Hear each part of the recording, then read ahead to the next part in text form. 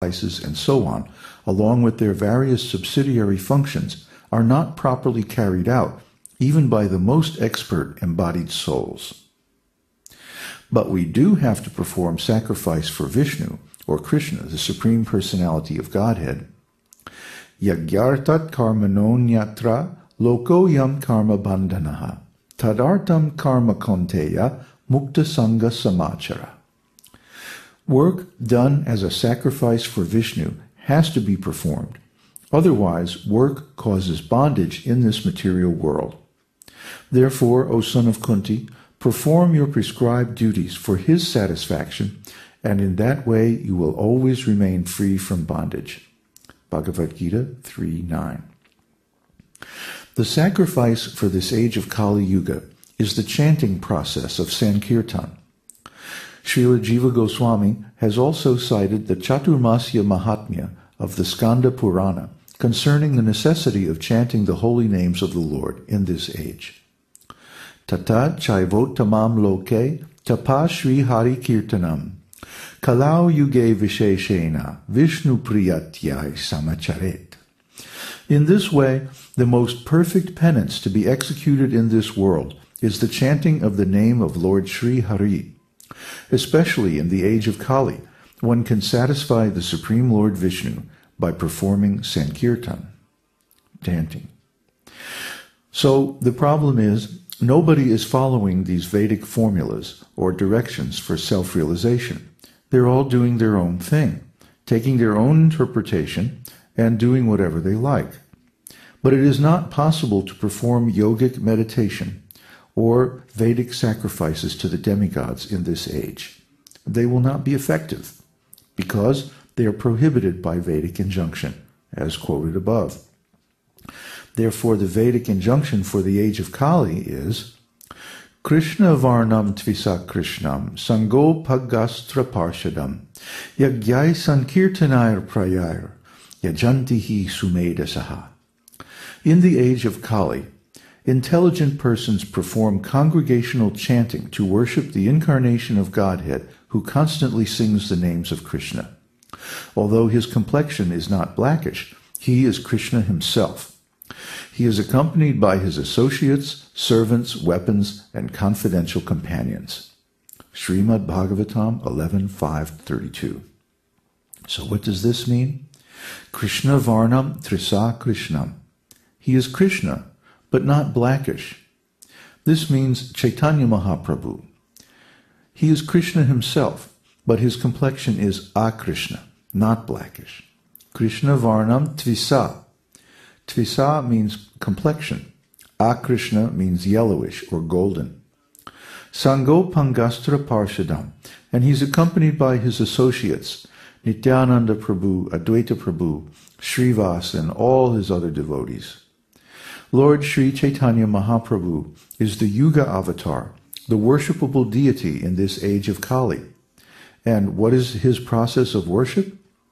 Yagyai sankirtana prayar yajanti hi sumedasaha. This Sankirtan Jagya, this chanting of the holy names, as we are performing and advising others in this series on the esoteric teaching, is the perfect performance of yajna in this age, and it will be taken up by those who are sufficiently intelligent. Therefore, this chanting process is the only prescribed Vedic yajna in this age. Sometimes in India, or in so-called yoga societies, they perform so-called yajnas for collecting some money. But it cannot be successful because the Vedic scriptures do not recommend this type of yajna in Kali Yuga. Ashvamedham gavamedham sannyasam palapaikritam deva rena sutot patim kalau pancha vivarjayet. In this age of Kali, 5 religious processes are forbidden. The offering of a horse in sacrifice, the offering of a cow in sacrifice, the accepting of the order of sannyas, the offering of oblations of flesh to the forefathers, and a man begetting children in his brother's wife. Brahma Vaivarta Purana, Krishna Janmakanda 185-180. So there is no yajna in this age. The The only yajna is to chant the mantra of the holy name and dance in ecstasy. This is the only bona fide Vedic yajna, or sacrifice, in Kali Yuga. In this Kali Yuga, people are so much disturbed. Therefore, Kṛṣṇa has come in the form of his name, Vasudev, or Hare Kṛṣṇa. And because Kṛṣṇa is absolute, there is no difference between his name and himself. Abhinatvam nama naminaho. The holy name of the Lord and the Lord himself are always identical. Nama chintamani Kṛṣṇa chaitanya rasa vigraha purna shuddho nitya mukta. His holy name is full. As Kṛṣṇa is full and complete, similarly Kṛṣṇa's name is also full and complete. Shuddha, it is not material. Purna shuddha nitya, full, complete, and eternal. As Kṛṣṇa is eternal, his name is also eternal. Purna shuddha nitya mukta. There is no material conception in chanting the holy name of the Lord, and it gives eternal liberation. So in this age of Kali Yuga, we cannot be happy materially. Rajyam suranam api cadhipatyam. As Arjuna says, even if we get the kingdom of the demigods, asapatnam, without any rival, still we cannot be happy so long as we have got the material conception of life, the material ontology, the material consciousness. It's not possible. This is explained in this verse. But chanting of the holy name of the Lord, as exemplified by the teachings of Lord Chaitanya, is the cure for all material miseries. So someone may say, all right, well, I can accept that Kṛṣṇa's name has a similar quality to Kṛṣṇa himself. How is it that chanting this name gives freedom from the material miseries? The material miseries are going to be there whether we chant or not. Well, that's a fact.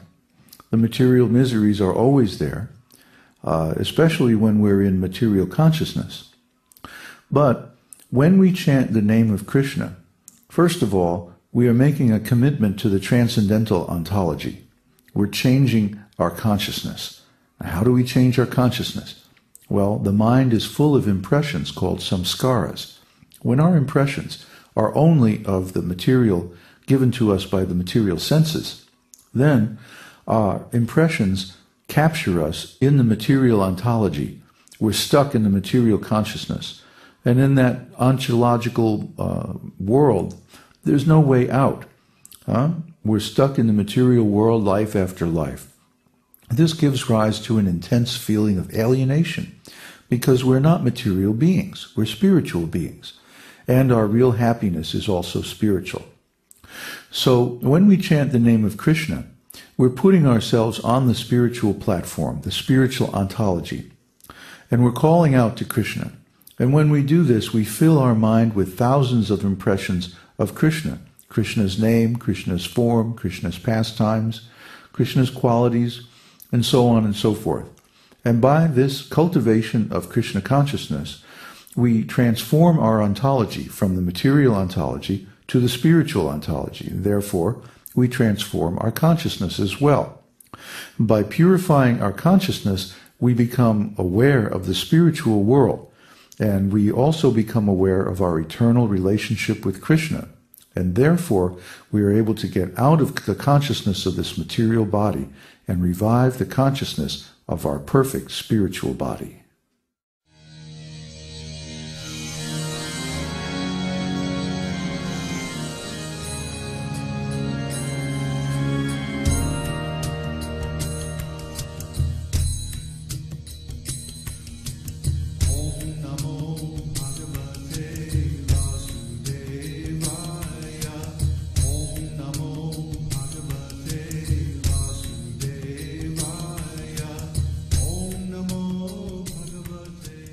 We hope you've enjoyed this edition of My Perfect Body.